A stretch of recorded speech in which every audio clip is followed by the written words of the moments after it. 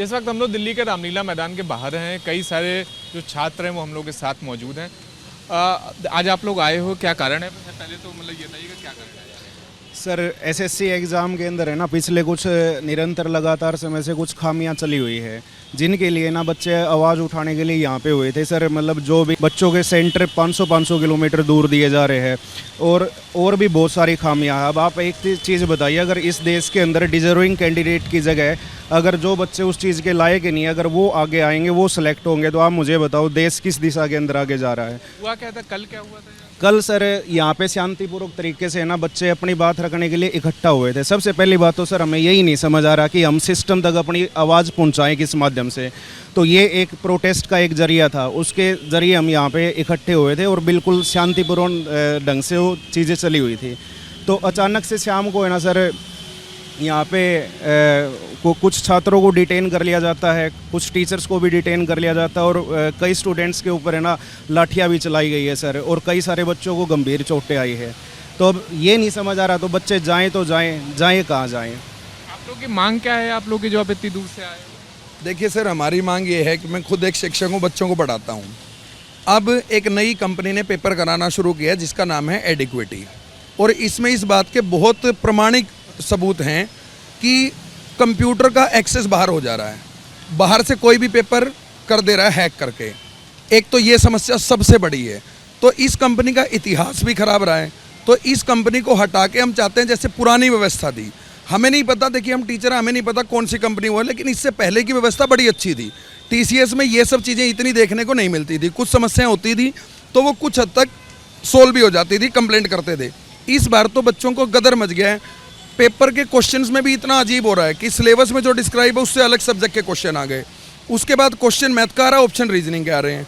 तो बहुत सारी व्यवस्थाएं, और सबसे बड़ी व्यवस्था सर ये है कि पेपर सरे आम बिक रहा है, सीट सरे आम बिक रही हैं, और इस चीज़ की गहन जांच की ज़रूरत है।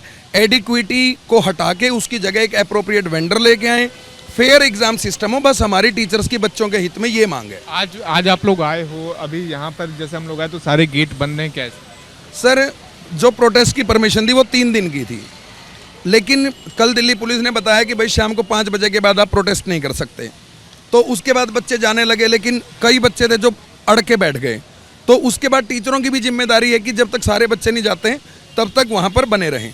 लेकिन इतने में पुलिस की बर्बरता देखने को मिली और बच्चों को उठा के, टीचर को उठा के फेंका गया, टीचर को डिटेन किया गया। आदित्य रंजन सर हैं, उनके साथ बहुत दुर्व्यवहार किया गया, और उसके बाद दिल्ली पुलिस ने ये परमिशन भी कैंसिल कर दी।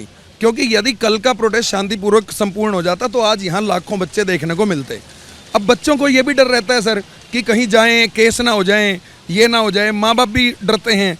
बेशक देखो, एक तरफ उन्हीं का भविष्य कॉम्प्रोमाइज़ हो रहा है, और इसमें मुझे तो ये नहीं समझ में आता कि सरकार को दिक्कत क्या है।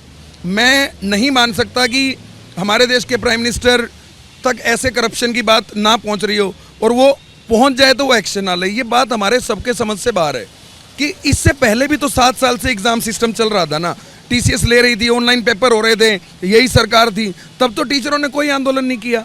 आज क्यों करना पड़ रहा है? क्योंकि सरेआम सीट बिक रही है। हम ऐसे उदाहरण देख चुके हैं कि हरियाणा के, मैं हरियाणा से हूँ, हरियाणा के गाँव में ऐसे सुनने को मिलता है। कोई सबूत तो हमें क्यों देगा कि एक ऐसा बच्चा जिसकी कोई पहुँच नहीं है उस तक भी पेपर बेचने का सिस्टम पहुंच गया है। तो सोच के देखिए कि लगभग 95% सीटें बिक गई हैं। और लोगों से जरा बात करते हैं। आप कहाँ से आए हो? मैं उत्तर प्रदेश से आया हूँ, मुरादाबाद से। आगे आ जाइए। मतलब इसी के लिए आप आए हो? जी जी, मैं इसी के लिए आया था, और आप भी यहाँ आके देखा है तो सारा कुछ यहाँ पे कुछ नहीं है, सब नष्ट कर दिया गया है। जैसे कि कल प्रोटेस्ट चल रहा था, अच्छी तरीके से चल रहा था, शाम 5 बजे तक का परमिशन थी, मगर सर जो बच्चे दूर से आए हैं, अदर राज्य से आए हैं, वो कहाँ जाएंगे? कौन जानता है यहाँ दिल्ली में। तो वो यहाँ रुकने की मांग कर रहे थे कि सर हमें यहाँ रुकने दीजिए, रात को हम सो जाएंगे या बैठेंगे, जो भी करेंगे।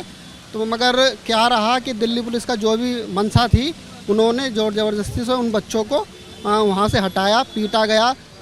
सबसे बड़ी बात तो ये है कि लड़कियों को पीटा गया। वैसे तो ये सीना पीटते हैं कि महिला सशक्तिकरण, तो रात देखने को मिली महिला सशक्तिकरण, जबकि मेल कांस्टेबल पीट रहे हैं महिलाओं को। बताइए, फीमेल आपके पास फीमेल कांस्टेबल हैं, उन्हें लाइए। अगर आपको ले भी जाना है तो उन्हें बस में बैठाइए, क्या मतलब बनता है कि आप उनके चेहरे पे वार कर रहे हैं? आज वाला मतलब कहते हैं मतलब इन्होंने अनुमति नहीं दिया। सब इनकी सब चाल है सर, क्योंकि कल इन्हें ये ख़त्म करना था कि देखा गया कि बच्चे का जो जनसंख्या लगातार बढ़ रही है, लोग आ रहे हैं, जुड़ रहे हैं, तो कहीं ना कहीं इन्हें ख़त्म ही करना था।